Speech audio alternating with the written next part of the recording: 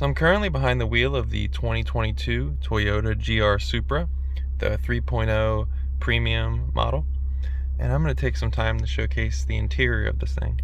So starting as I normally do, from left to right. Over on the left, you've got your door locks, you got your door latch, you got your window switches, you got your rear mirror adjust right here. The premium features JBL speakers, which you can see the branding right here, and there's also a speaker down low. To the right of that, you've got different lighting buttons for headlights, as well as the dim level for the gauge cluster.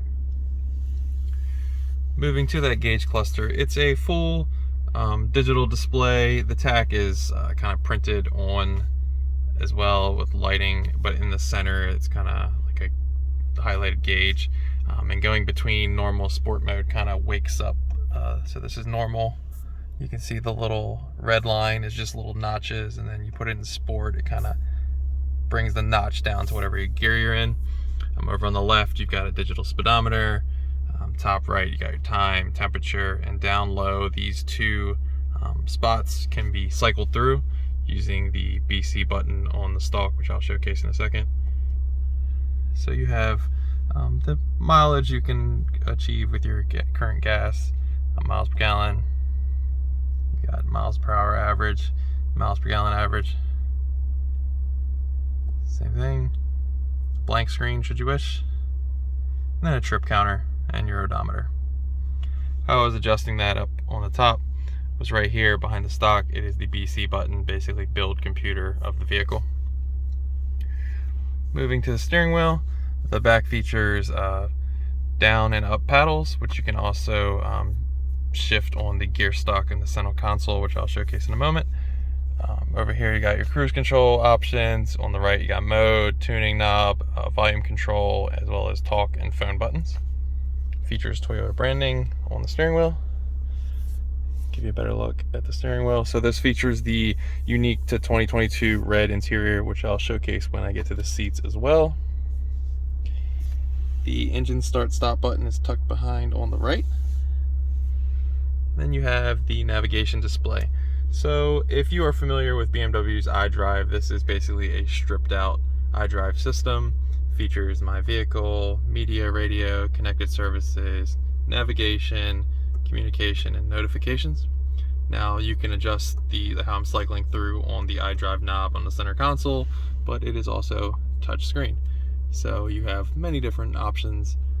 Let's start at the top with vehicle settings. You can swap between different options for speed warning. Uniquely, you can configure your sport mode, which basically goes between sport or normal for each of these options, including dampen, steering, engine, and transmission. So for example, if I wanted to swap engine, it would go between sport and normal, and that's the same for all of these options.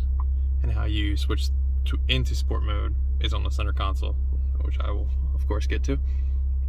Climate functions and system settings, you can adjust everything like your wireless charging tray. If you forget a device, it'll kind of pop up a notification alert that you have something charging. Contents of the main menu, you can adjust if you want it simplified or anything like that. Driver profiles. Currently I'm just in a guest mode because this is not my vehicle. Vehicle status, giving you unique information such as the PSI of all four corners, the engine oil level measured digitally of course, vehicle messages, and kind of a general, is everything okay? Driving informations, onboard info, trip computer, showcasing information. And uniquely, I enjoy the sport displays, which showcases the horsepower and torque as a live bar graph. That's pretty much the information that you can see in my vehicle. Below that, you've got a hazard button. Then you've got your presets you can set for your media, as well as your volume control, and you can turn it off. Tucked below that is all the HVAC controls of the vehicle. Heated seats are standard on the 3.0s, so you got it on the left and the right for driver and passenger. Tucked down here is that charging pad, which I showcased, where you can kind of set an alert to remind you put something here. You've got an old school smoker's plug on the right. Over on the left, you've got a USB port you can utilize. You can see the carbon fiber trim in the center console. So this is the only piece of carbon fiber in the whole vehicle, unless you opt for the special carbon fiber edition of the Supra.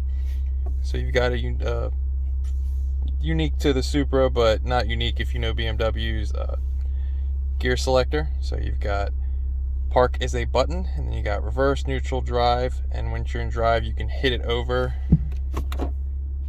to the left and you can shift manually this way, or like I said, up on the steering wheel. You can use the paddles behind the steering wheel. Behind that you've got the engine start stop off. You can turn. This is the sport button, where you can select between normal and sport, and like I showed, you can customize what you want sport to be, some kind of hybrid mode between sport and normal if you wish. Some parking sensors, traction control off, safety system button as well, and the parking brake tab.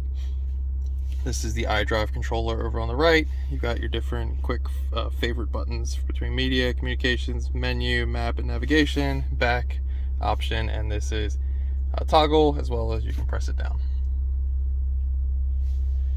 Over here you got your glove box.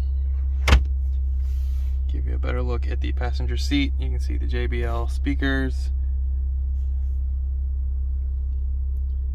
And like I said, this is the unique to 2022 red leather option. Still the same seats though, but the seats, the center console, and the steering wheel are what give you the red color scheme. The rear, it's 2 seats, but you can see a unique strut brace, and between the front and the back there's a speaker subwoofer box. You can see my book bag kind of tucked in the back right now.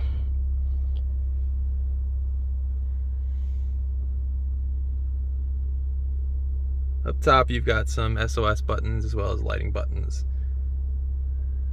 But that is pretty much the interior of the 2022 Toyota GR Supra 3.0 with the unique red leather interior. If there's some feature on the interior I didn't go too in depth on and you would like some questions answered, be sure to leave them in the comments below and I would love to get back to them to you. Thanks for watching.